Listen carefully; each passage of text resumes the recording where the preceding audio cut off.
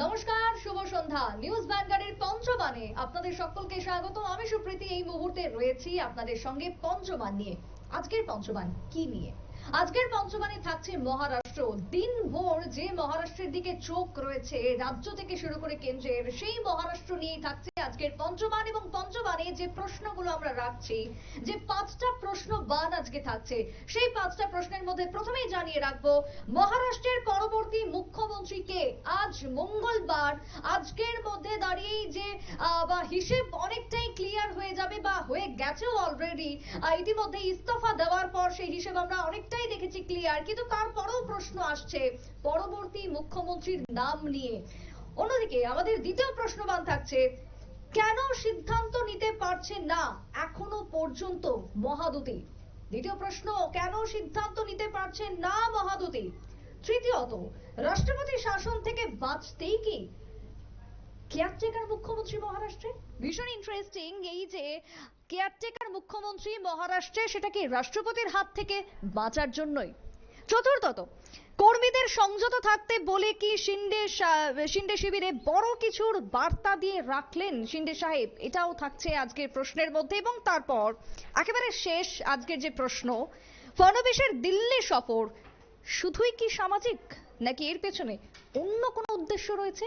রাজনৈতিক ঘুঁটি কি সাজাতে পারেন ফডনবিস এই দিল্লি সফরের মধ্য দিয়ে? আজকে শেষ প্রশ্ন। তবে প্রথমেই আজকে ঢুকবো যে মুখ্যমন্ত্রী কে রয়েছেন, এই প্রশ্নের উত্তরই আজকে আমরা জানবো। পঞ্চবাণের প্রথম প্রশ্নের জবাব দেবেন। আমার সাথে রয়েছে আমার এই মুহূর্তে নিউজ রুমে আমার সহকর্মী সম্রাট চৌধুরী। সম্রাট, মহারাষ্ট্র ভীষণ ইন্টারেস্টিং। মহারাষ্ট্র এই মুহূর্তে দাঁড়িয়ে দেশীয় রাজনীতিতে, এবং সব থেকে বড় যেটা প্রশ্ন, যেটা লাখ টাকার প্রশ্ন, আরব সাগরের তীরে যে প্রশ্ন ঘোরাফেরা করছে তা হচ্ছে পরবর্তী মুখ্যমন্ত্রীর মুখ কে হবেন। কি মনে হয়, তুমি কি বলবে, কে হতে পারেন, কার নামের মধ্যে শিলমোহর পড়বে? দেখো, মহারাষ্ট্রে দুদিন হলো বিপুল জয় পেয়েছে বিজেপি আর তার জোট। এবং গতকালকে তার যে বিদায়ী মুখ্যমন্ত্রী রয়েছেন একনাথ শিন্দে ইতিমধ্যে পদত্যাগ করে তারপর সভাপতিকে পদত্যাগ করে সরকার গঠনের দাবি জানিয়েছেন। এই জায়গায় আমি তোমাকে একটা অঙ্ক বলছি, 288টি আসন রয়েছে, এর মধ্যে 132টি আসন পেয়েছে বিজেপি একা, যদিও ম্যাজিক ফিগার হচ্ছে 145।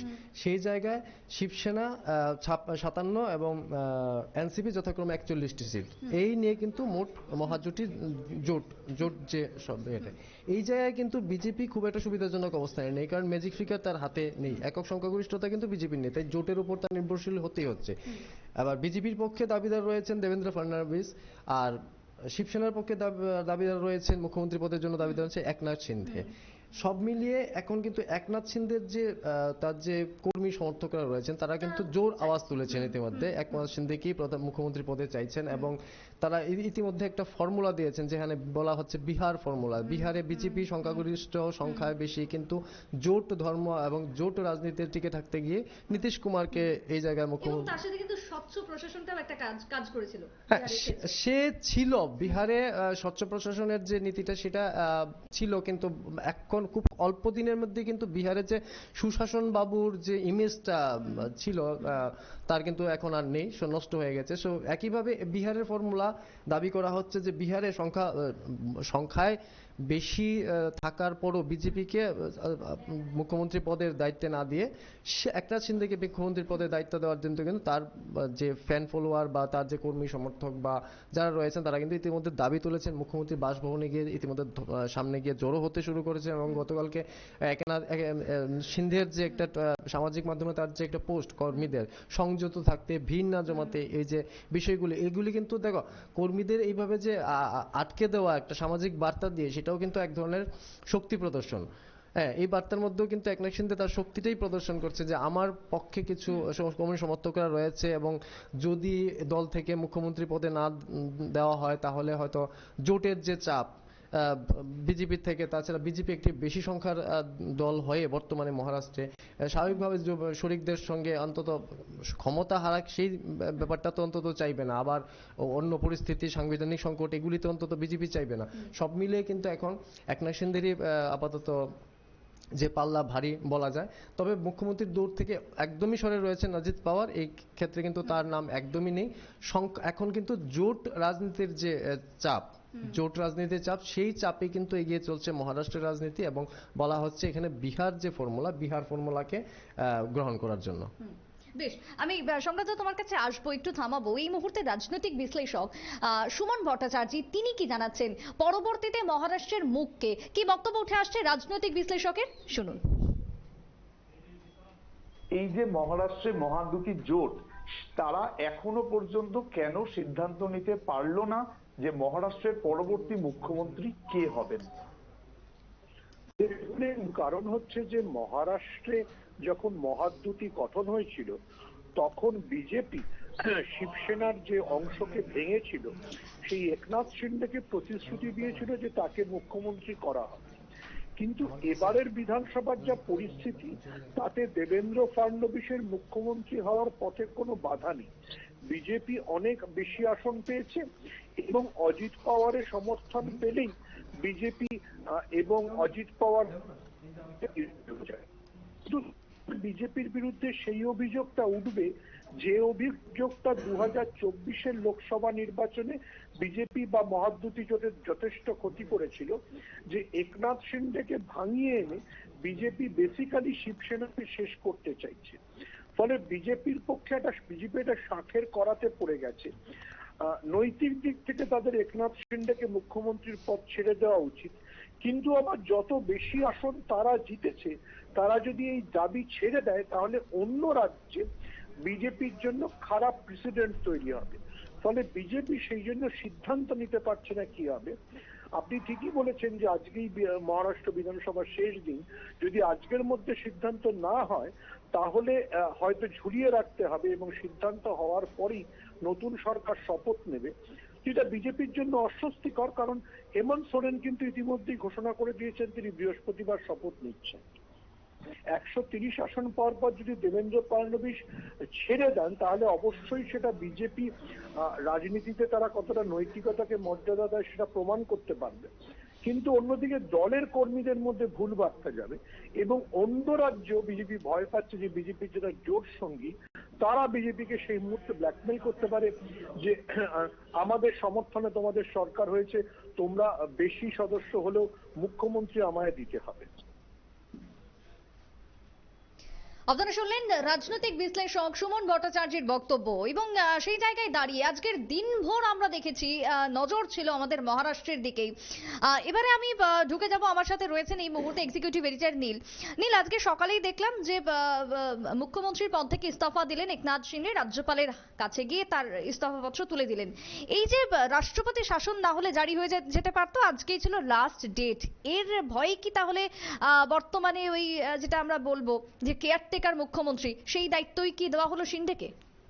না দেখো, রাষ্ট্রপতি শাসনের জারির অঙ্কে কখনোই কেয়ারটেকার মুখ্যমন্ত্রী হয়নি।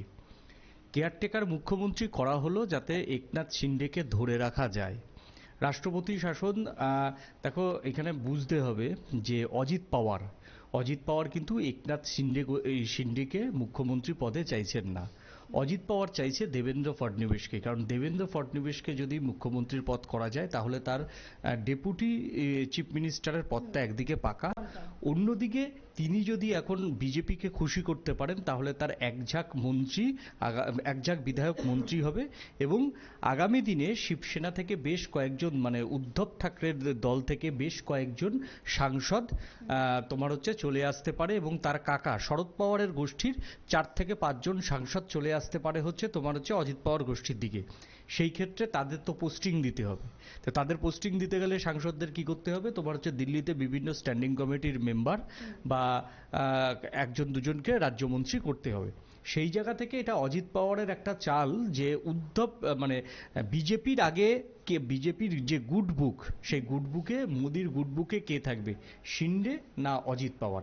এই অজিত পাওয়ার সেই লাইনটা ক্লিয়ার করার জন্য দেবেন্দ্র ফডনবিসকে মুখ্যমন্ত্রী পদে প্রজেক্ট করলেন। এবার হচ্ছে মানে এই যে কেয়ারটেকার মুখ্যমন্ত্রী, এবার এই মুহূর্তে একনাথ শিন্ডেকে কোনো মুহূর্তেই বিজেপি হাতছাড়া করতে চাইছে না, কারণ একনাথ শিন্ডে যদি চলে যায় তাহলেও কিন্তু সরকারটা এই মুহূর্তে বাঁচবে, কারণ একনাথ শিন্ডের সব বিধায়ক একনাথ শিন্ডের কাছে এই মুহূর্তে নেই, সেটা একনাথ শিন্ডে নিজেও জানেন। কিন্তু যেহেতু একনাথ শিন্ডের মুখটাকে ফেস করে ভোটে যাওয়া হয়েছিল, তাই বিজেপি একনাথ শিন্ডেকে যদি এই মুহূর্তে খুশি করতে না পারে, তাহলে আগামী দিনে কোথায় ভোট আছে না, বিহারে ভোট রয়েছে। বিহারে কিন্তু বিজেপিকে জোট করেই ক্ষমতায় আসতে হবে, বিহারে একলা বিজেপি ক্ষমতায় আসতে পারবে না। তো সেক্ষেত্রে নীতিশ কুমারকে ধরে রাখতে হবে। অন্যদিকে যদি এই মুহূর্তে কোনো মুহূর্তে একনাথ শিন্ডে যদি বেসুরো মন্তব্য করে শীতকালীন অধিবেশনে, তাতে জোটের অঙ্কে মানে শীতকালীন অধিবেশনে যে এনডিএ জোট, তাদের কাছে একটা খারাপ বার্তা যাবে যে বিজেপি জোট ধর্ম বজায় রাখতে পারে না। তাহলে এখানে কি নীতিশ কুমারকে খুশি করতেই কি তাহলে নীতিশ কুমারকে খুশি করতে নয়, পুরো এনডিএর যে জোটটা, সেই এনডিএর জোটটা সুরক্ষিত এবং এনডিএর সকল জোট শরিকদের কাছে একটা বার্তা যে বিজেপি জোট শরিকদের খুশি করতে জানে। এই জন্যই আজকে একনাথ শিন্ডেকে তড়িঘড়ি করে দেওয়া হলো, 1 নম্বর। দ্বিতীয় নম্বর হচ্ছে, দেখো একনাথ শিন্ডেকে চাইছে না খোদ সংঘ, সংঘের উপরে কিন্তু বিজেপি নেতারা খুব একটা যাওয়ার সাহস দেখাবে না। তাই সেই ক্ষেত্রে একনাথ শিন্ডেকে ওই পোস্টটা দিয়ে, তার মানে কি আজকে রাতে থেকে সংঘ নেতাদের সঙ্গে বিজেপি এই যে জোট রাজনীতির যে বাধ্যবাধকতা, সেটা নিয়ে নাগপুরে গিয়ে তাদের বোঝাতে পারবে। একটা সময় পেয়ে গেল, মানে কেয়ারটেকার গভর্নমেন্ট করে দিয়ে একটা সময় তুলে নিল যে আরএসএস এর সঙ্গে ডায়ালগ ওপেন করার, বিজেপির কেন্দ্রীয় নেতাদের একটা ডায়ালগ ওপেন করার সময়টা বিজেপি আজকে সুকৌশলে নিয়ে নিল। মানে তুমি বলতে চাইছো যে এই যে এত ভালো একটা ফলাফল, নিরঙ্কুশ জয়, তারপরেও তারা যে সিদ্ধান্ত নিতে পারছে না সেটা নয়, তারা একটু সময় চাইছে এবং সময় নেওয়ার জন্যই এই দেরিটা হচ্ছে। একেবারেই সময় নেওয়ার জন্য, কারণ সংঘের উপর যদি মাতব্বরি করে, সামনেই বিজেপির একটা মানে রাজ্য বিজেপির অনেক রাজ্যের সভাপতি এবং জাতীয় মেরুকরণ বিজেপিতে চেঞ্জ হচ্ছে, সেই জায়গাতে কোনো মুহূর্তেই মোদী এবং অমিত শাহ চাইবে না এই মুহূর্তে সংঘ নেতাদের চটাতে এবং তাদের জোট রাজনীতি করে তাদের আবার গভর্নমেন্টটা টানতে হবে। এই ক্ষেত্রে মোদীর দুটো পরীক্ষা, একটা হচ্ছে জোট রাজনীতির বাধ্যবাধকতা, অন্যদিকে হচ্ছে সংঘের বাধ্যবাধকতা। এই দুটো বাধ্যবাধকতাকে সঙ্গে নিয়ে আগামী 5 বছর তাদের চলতে হবে। তাহলে কি করতে হবে, মানে যাতে শ্যামও রাখি কুলও রাখি, এইরকম একটা ডিসিশন আজকে দিল এবং সেই সঙ্গে সংঘ নেতাদের সঙ্গে আলোচনা করার যে সময়টা, সেই সময়টা বিজেপি আজকের মতো পেয়ে গেল। দেখো আজ 2 দিন হয়তো সংঘ নেতাদের সঙ্গে বিজেপির এই বিষয়টা নিয়ে আলোচনা হবে, আলোচনা হওয়ার পর সংঘ নেতাদের মতিগতির উপর ঠিক করে হবে যে মহারাষ্ট্রের ললাটে আদতে কি আছে। তবে একনাথ শিন্ডে একটু ফেরোসাস, একনাথ শিন্ডে এই মুহূর্তে আমি যতদূর জানি, একনাথ শিন্ডে কিন্তু ইতিমধ্যেই বিজেপির অনেক কেন্দ্রীয় নেতা বা অনেক কেন্দ্রীয় মন্ত্রীর আজকে সকাল থেকে তিনি 2-3 জন মন্ত্রী তাকে ফোন করেছিল, তিনি একটা ফোনও তোলেনি। তার মানে তিনি একটা বার্তা দিয়ে দিয়েছেন, যদি আমায় না করা হয় তাহলে আমি অন্য কিছু ভাবলেও ভাবতে পারি। এই ফোন না ধরাটা মানে এইটা বার্তা দেওয়া। অন্যদিকে এই মহারাষ্ট্রের এখন অঙ্ক অনেক কঠিন, তার কারণ হচ্ছে আমার কাছে যতদূর খবর আছে মহারাষ্ট্রে একটা গণপদত্যাগের একটা কোথাও গন্ধ ইতিমধ্যেই রয়েছে। কারা পদত্যাগ কি পদত্যাগ আমি সেই বিষয়ে বলছি না, তবে মহারাষ্ট্রে হয়তো যদি খুব বেশি জল গড়ায় তাহলে হয়তো আগামী 2-1 দিনের মধ্যে শিবসেনা, উদ্ধবের শিবসেনা, তারা জাতীয় নির্বাচন কমিশনের কাছে যেতে পারে। কোনো একটা কারণ আছে, সেই কারণগুলো তারা এখন অ্যানালাইসিস করছে এবং বেশ কয়েকজন বিধায়ক কিন্তু পদত্যাগ করতে পারে, তার একটা প্রেক্ষাপট রয়েছে। এই যে বিষয়গুলো, সেই বিষয়গুলোও কিন্তু তোমার হচ্ছে জাতীয় রাজনীতির প্রেক্ষাপটে আগামী দিনে খেলা ঘুরতে পারে। তার জন্যই বিজেপি এটাকে সময় কিল করছে, যে কিল করে সব পক্ষের সঙ্গে আলোচনা করে একটা গুড গভর্নমেন্ট আগামী দিনে যাতে মহারাষ্ট্রে দেওয়া যায়। কারণ হচ্ছে দেখো এই মুহূর্তে তোমার প্রথমে বললাম বিহারের পর নির্বাচন কার, বিহারের পর নির্বাচন হচ্ছে উত্তরপ্রদেশের বিজেপির কিন্তু অনেক ছোট ছোট রাজনৈতিক দলের সঙ্গে আলোচনা চলছে। এই মুহূর্তে যদি বিহারে যদি একটা বড় কিছু হয় তাহলে উত্তরপ্রদেশের আগামী দিনে জোট রাজনীতিতে একটা প্রভাব পড়তে পারে। অন্যদিকে প্রভাব পড়তে পারে হচ্ছে হিমাচল প্রদেশ বিজেপির টার্গেট রয়েছে, কর্ণাটকও বিজেপির টার্গেট রয়েছে। কর্ণাটকে যদি মিশন পদ্ম আবার শুরু করতে হয় আগামী মাস থেকে, তাহলে দেবগৌড়াকে কনফিডেন্সে নিতে হবে। সেই ক্ষেত্রে এই মুহূর্তে যদি দেবেন্দ্র ফডনবিসকে মুখ্যমন্ত্রী করে দেওয়া হয় তাহলে দেবগৌড়ার একটা মানভঞ্জন হতে পারে বা দেবগৌড়া বিজেপির থেকে আস্থা হারাতে পারে, যে সময় আসলে বিজেপি আমাদেরও কর্ণাটকে ধাক্কা দিতে পারে। এই যে জাতীয় রাজনীতির প্রেক্ষাপটে কতগুলো কতগুলো দিক আছে, এক হচ্ছে কর্ণাটক মিশন, এক হচ্ছে তোমার হচ্ছে ঝাড়খণ্ডেও বিজেপির একটা মিশনের গন্ধ ইতিমধ্যেই ফুটে উঠেছে। অন্যদিকে তোমায় বললাম উত্তরপ্রদেশের আরএলডি সহ বিভিন্ন যে ছোট ছোট রাজনৈতিক দলগুলি আছে তাদের বাধ্যবাধকতা। তৃতীয়ত বিহারে তোমার হচ্ছে নীতিশ কুমার শুধু না, চিরাগ পাসওয়ান এবং সেই সঙ্গে আরো বিহারের 2-3টে ছোট ছোট দল আছে তাদের সঙ্গে জোট রাজনীতির বাধ্যবাধকতা।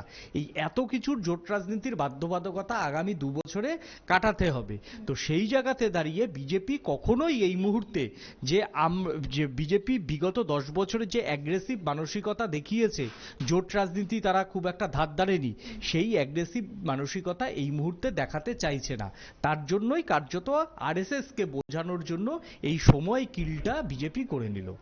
এই যে পদত্যাগের কথা বললে, সূত্রের যে খবর, এক্ষেত্রে কি গোষ্ঠী কোন্দলই অন্যতম কারণ হবে? দেখো, এই পদত্যাগেরটা গোষ্ঠী কোন্দলের কারণ না, এই পদত্যাগেরটা হচ্ছে মহারাষ্ট্রের বেশ কিছু এলাকাতে ভোট হয়েছে যেখানে শিবসেনার যারা উদ্ধব ঠাকরের বা কংগ্রেসের যারা গোষ্ঠীর এমএলএ ছিল তারা এক একটা বুথে 2-3টে করে ভোট পেয়েছে। এইরকম একটা কিন্তু কমিশনের তরফ থেকে কংগ্রেস এবং হচ্ছে উদ্ধব ঠাকরের দল ইতিমধ্যেই তুলেছে। সেই ডেটা নিয়ে অ্যানালাইসিস চলছে, সেটা শিন্ডেও জানে, সেটা বিজেপিও জানে, যেটা আগামী দিনে সর্বভারতীয় ইস্যুতে বিজেপিকে অত্যন্ত, এই যে ইলেকট্রনিক্স মেশিংয়ে যেটা বলা হয় যে সায়েন্টিফিক রিগিং, সেই সায়েন্টিফিক রিগিং নিয়ে প্রশ্নের মুখে পড়তে হতে পারে। এখন কেন, তাহলে তোমার প্রশ্ন, তাহলে এখন কেন করছে না? এখন করছে না কারণ হচ্ছে ম্যাচটা ড্র হয়েছে। কারণ বিজেপি খুব সন্তর্পণে, আমি জানি না, অনেকে আমার সঙ্গে, আমি সুমনবাবু যেটা বললেন আমি ওনার সঙ্গে সহমত নই। ঝাড়খণ্ড বিধানসভাতে বিজেপি শেষ পর্যন্ত ক্ষমতাটা নেয়নি। ঝাড়খণ্ড ইচ্ছা করলে বিজেপি বার করতে পারত, কিন্তু ঝাড়খণ্ডে বিজেপি শেষ পর্যন্ত ক্ষমতা নেয়নি, রণে ভঙ্গ দিয়েছে। এটার একটা অন্য জাতীয় রাজনীতির প্রেক্ষাপট আছে। সেই জায়গাতে দাঁড়িয়ে কংগ্রেস যেহেতু খেলাটা এখন 1-1 ড্র করেছে, কংগ্রেস যদি এখন সায়েন্টিফিক রিগিং এর কথা, ইভিএম কেলেঙ্কারির কথা তোলে, তাহলে তো বিজেপি বলতে পারবে তাহলে ঝাড়খণ্ডে তোমরা জিতলে কিভাবে। এই জায়গাটার জন্য বিষয়টা এখন ধামাচাপা পড়ে রয়েছে। তবে উদ্ধব ঠাকরে, কারণ উদ্ধব ঠাকরের তো শ্যাম গেছে, কুলো গেছে, উদ্ধব ঠাকরে তো এই ইস্যুটা হাতছাড়া করবে না। উদ্ধব ঠাকরে কিন্তু কংগ্রেসকে বাদ দিয়েই এই ইস্যুটা তোলার জন্য কিন্তু তারা কিন্তু আজকে মহারাষ্ট্রে তাদের যে দলের এক্সপার্ট তাদেরকে নিয়ে কিন্তু ইতিমধ্যেই গুটি সাজাতে শুরু করেছে। এখন তুলবে কি তুলবে না, প্রকাশ্যে আসবে কি আসবে না, আমরা তো এখান থেকে ভগবান নই যে সবটা বলে দিতে পারবো। তবে এই যে অনেকগুলো বিষয় রয়েছে, সেই বিষয়গুলিতে আগামী দিনে জাতীয় রাজনীতির প্রেক্ষাপটটা একটা নতুন আঙ্গিকে বইতে পারে। এবং উদ্ধব ঠাকরের এখন দল বাঁচাতে হবে। উদ্ধব ঠাকরে হয়তো আগামী সপ্তাহতেই তাদের দলীয় নেতাদের নিয়ে একটা বৈঠক ডাকবে এবং সেখানে সমস্ত সেন্ট্রাল লিডারদের তিনি বৈঠকে ডাকবে। বৈঠকটা এখনো পর্যন্ত যতদূর আমার কাছে খবর, বৈঠকটা মহারাষ্ট্র নয়, বৈঠকটা দিল্লিতে হবে। সেই জায়গাতে উদ্ধব ঠাকরের এখন 7 থেকে 8 জন এমপি ইতিমধ্যেই বিজেপির সঙ্গে যোগাযোগ করে বসে রয়েছে।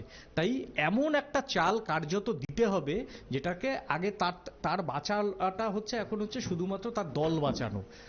এই জায়গাতে এই সময়তে বিজেপি সবার আগে বিজেপির শত্রু হচ্ছে উদ্ধব ঠাকরে, শিন্ডে নয়। তো বিজেপি সবার আগে চাইবে যে আগে উদ্ধব ঠাকরেকে পুরোপুরি মহারাষ্ট্রের রাজনীতি থেকে এবং শরদ পাওয়ারের রাজনীতিটাকে পুরোপুরি শেষ করতে। এবং এই যে শেষ করার প্রয়াস হিসাবে যদি আগামী দিনে শিন্ডেকে 2 বছর আরো রাখতে হয়, তাহলে তাকে সেটা সংঘকে বোঝাতে হবে। এবার সংঘকে যদি বোঝাতে হয়, সংঘকে বোঝাতে গেলে তো সময় নিতে হবে। সেই সময়টাই কার্যত আজকে নিল। এটা বিজেপির জন্য কোনো খারাপ সিচুয়েশন না, বিজেপির জন্য কোনো ভালো সিচুয়েশন না।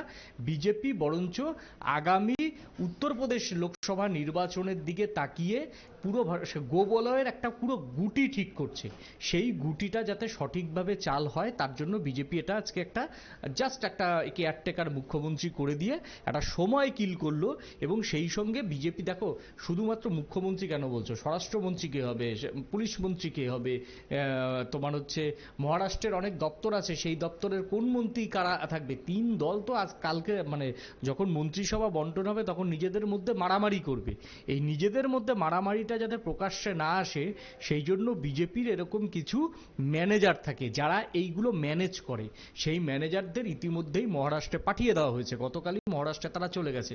তারা বিভিন্ন নেতাদের সঙ্গে গুরুত্বপূর্ণ বৈঠক করছেন, বৈঠক করে এই যে ছোট ছোট ইকুয়েশন, যদি আমার ধরো আমি ধারাবি জেলা থেকে রয়েছি, আমার জেলাতে একটাও যদি মিনিস্টার না পাই, তাহলে বিজেপি সেখানকার জেলা সভাপতির ক্ষোভ হবে। তাহলে সেখানকার সবার আগে বিজেপির ওই জেলা সভাপতিকেও ম্যানেজ করতে হবে।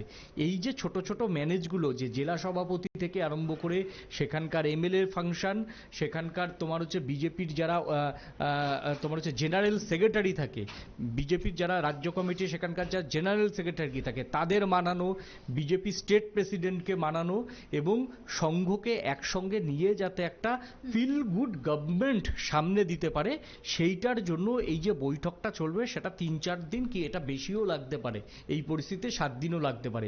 এই অন্যদিকে দাঁড়িয়ে আমরা পঞ্চমানের ক্ষেত্রে আরো যে প্রশ্ন আমাদের রয়েছে, একেবারে 4 নম্বর যে প্রশ্নের দিকে আমরা তাকাচ্ছিলাম, যে এই যে একনাথ শিন্ডে তিনি ইতিমধ্যেই জানিয়েছেন যে সংযত থাকতে কর্মীদের, এই যে সংযত থাকতে তিনি বার্তা দিয়েছেন, তার উদ্দেশ্যটা কি?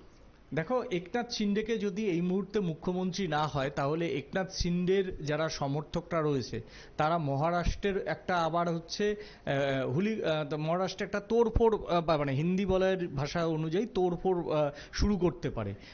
আমার কাছে যতদূর খবর এই শব্দটাই শিন্ডে ইউজ করেছে তোড়ফোড় না করার জন্য।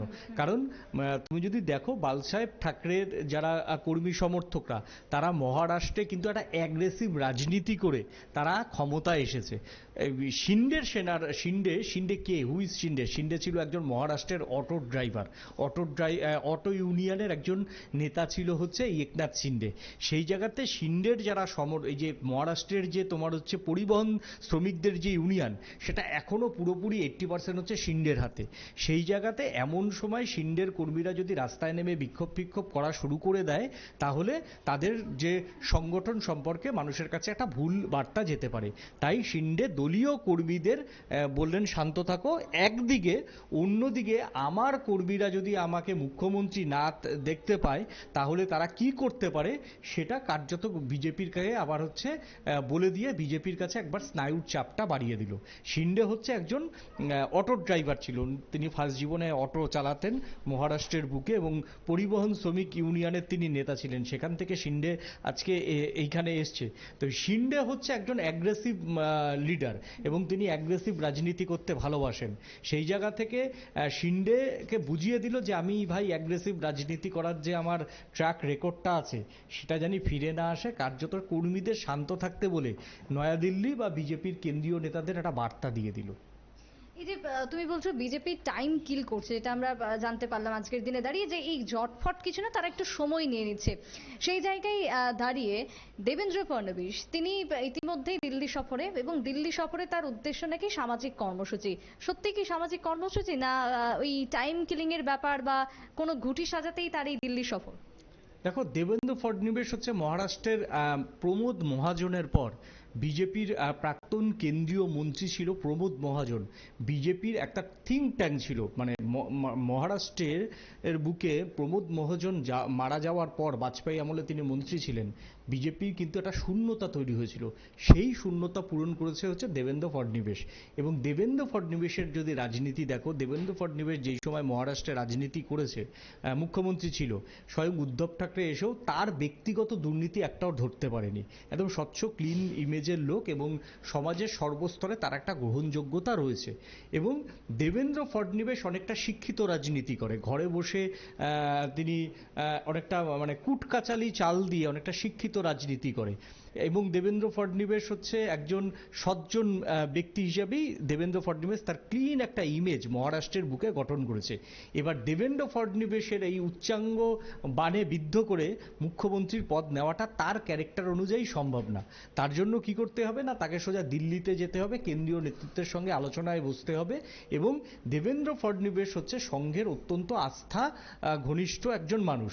এবং বর্তমান পরিস্থিতিতে সংঘ নেতারা কি চাইছে সেইটা বার্তাটা দিতেই দেবেন্দ্র ফডনবিস দিল্লিতে এবং সেখানে কেন্দ্রীয় নেতাদের সঙ্গে একদম সে দীনদয়াল উপাধ্যায় মার্গে বৈঠক করবেন এবং সেটা বোঝাবেন সংঘ নেতারা এই মুহূর্তে কি চাইছে। এবং দেবেন্দ্র ফডনবিসের কে নিয়ে অনেক জল্পনা রয়েছে, কারণ দেবেন্দ্র ফডনিবেশ হচ্ছে লং রেসের ঘোড়া, মানে সংঘ তাই মনে করছে। এমন হতে পারে যে দেবেন্দ্র ফডনিবেশকে বিজেপি সভাপতিও করে দিতে পারে, সর্বভারতীয় সভাপতি, সেটাও চান্স আছে। এখন দেবেন্দ্র ফডনিবেশ হচ্ছে মহারাষ্ট্রের মুখ্যমন্ত্রী পদে থাকতে চান না তিনি আরো বড় স্তরে রাজনীতি করতে চান, সেটা তার উপর নির্ভর করবে। এই যে আজকে সন্ধ্যের পর কেন্দ্রীয় নেতাদের সঙ্গে তার যে গুটি, সেই গুটিতে অনেকটা ঠিক হবে আগামী দিনের বিজেপির ইকুয়েশনটা কি। এবং আরো একটা বিষয় ইম্পর্টেন্ট, যে মোদী সেই 75 বছর হওয়ার পরে মোদী সরকারকে আগামী দিনে 75 বছর হওয়ার পরে এমন আছে যে মোদীকে আর কন্টিনিউয়াস নাও রাখতে পারে। সেই জায়গাতে নীতিন গাডকারিকে সংঘ প্রধানমন্ত্রী ভাবে। সেই জায়গাতে যদি নীতিন গাডকারি আগামী দিনে প্রধানমন্ত্রী হয়, মানে মোদীর 75 বছর শেষ, লাস্ট 1-1.5 বছরে যদি নীতিন গাডকারি প্রধানমন্ত্রী হয়, তাহলে দেবেন্দ্র ফডনিবেশের কিন্তু সভাপতি হওয়াটা তখন থাকবে না। একই রাজ্য থেকে এত বড় দুটো পদ হয়তো বিজেপি এই মুহূর্তে দেবে না। সেই জায়গাতে তখন তার কেরিয়ার কি হবে, এই বিষয়গুলি নিয়েই তোমার আজকে এবং আগামীকাল বিজেপির অন্দরে আলোচনা হবে। এবং সেই সঙ্গে দেবেন্দ্র ফডনিবেশ তিনি কিন্তু একদম দলের একজন সৈনিক। তাকে যদি মুখ্যমন্ত্রীর পদ নাও দেয়, আমি তোমার দায়িত্ব নিয়ে বলতে পারি তিনি একটা টু শব্দ করবেন না, বরঞ্চ আগামী দিনে আরো বড় জায়গায় যাওয়ার জন্য দেবেন্দ্র ফডনিবেশ কিন্তু মুখিয়ে রয়েছে। কারণ দেবেন্দ্র ফডনিবেশ হচ্ছে জাতীয় রাজনীতির একটা মুখ হতে চাইছে। কারণ বিজেপি আগামী দিনে যে 3-4 জন নেতা জাতীয় রাজনীতিতে মুখ হতে পারে, সেটা হচ্ছে অসমের মুখ্যমন্ত্রী হেমন্ত বিশ্ব শর্মা, অনুরাগ ঠাকুর এবং অবশ্যই দেবেন্দ্র ফডনিবেশ। কিন্তু তার আগে গোবলয়ের রাজনীতির প্রেক্ষাপটে অসমের মুখ্যমন্ত্রী হেমন্ত বিশ্ব শর্মার থেকে বহুগুণ এগিয়ে হচ্ছে এই দেবেন্দ্র ফডনিবেশ। বেশ নীল, পঞ্চমানের সময় আমাদের একেবারে শেষ, তবে আমি একেবারে ছোট্ট একটাই প্রশ্ন তোমার কাছে রাখতে চাইবো, যে এই যে যখন কুর্সি নিয়ে টানাটানি, যখন এই জট চলছে, তখন কিংমেকার কি অজিত পাওয়ার? অবশ্যই একেবারে কিং মেকার এখানে অজিত পাওয়ার। কারণ অজিত পাওয়ারের এখন রাজনীতিটা অনেকটা দাবার, একেবারে তুমি বলতে পারো ঘোড়ার মতো, মানে ডান দিকেও টস করতে পারে, মানে ঘোড়া যখন একটা গুটিকে খায় ডান দিক দিয়েও খেতে পারে, বাদিক দিয়েও খেতে পারে, পিছন দিক দিয়েও খেতে পারে, আড়াই চালে। তো এইখানে আড়াই চালটা হচ্ছে পুরোপুরি অজিত পাওয়ার। এখন অজিত পাওয়ারের কাছে হচ্ছে অজিত পাওয়ার, দেখো অজিত পাওয়ার মহারাষ্ট্রের মুখ্যমন্ত্রী হতে পারবে না, তিনি সেটা জানেন। বা এই মুহূর্তে অজিত পাওয়ার মহারাষ্ট্রের কিং মেকার, মানে বড় কোনো আসন তিনি নিতে পারবেন না। তার ইচ্ছা হচ্ছে শরদ পাওয়ারকে সাইড করে পুরোপুরি এই পাওয়ার রাজনীতি, পাওয়ার বংশীয় রাজনীতিটা নিয়ন্ত্রণে নেওয়া, এবং সেই সঙ্গে কেন্দ্রের সঙ্গে সম্পর্ক রেখে একেবারে ভালো মানুষই হিসেবে আগামী দিনে রাজনীতির গুটি যে তার হাতে, সেইটা কার্যত তিনি রেখে দিতে চাইছেন। তার জন্য অবশ্যই আগামী 1.5 থেকে 2 বছর যদি অজিত পাওয়ার মহারাষ্ট্রের রাজনীতিতে কোনো ভুল না করে, অজিত পাওয়ার হচ্ছে সবচাইতে বড় ইম্পর্টেন্ট পার্সন হচ্ছে অজিত পাওয়ার। বেশ, অনেক ধন্যবাদ নীল তোমায়। আমরা পঞ্চমান এখানেই শেষ করছি, সময় একেবারে শেষ। তবে আজকে ছিল মহারাষ্ট্র এবং মহারাষ্ট্রের যে কুর্সি, সেই কুর্সি নিয়ে যে টানাপোড়েন, তার উত্তর খুঁজতেই ছিলাম আজকের পঞ্চমানের 5 প্রশ্ন নিয়ে আমাদের সহকর্মীদের সাথে। এখানেই শেষ করছি আজকের অনুষ্ঠান, আজকের পর্ব। পরবর্তীতে নিউজ আপডেটের জন্য চোখ রাখুন শুধুমাত্র নিউজ ভ্যানগার্ডের পর্দায়। নমস্কার।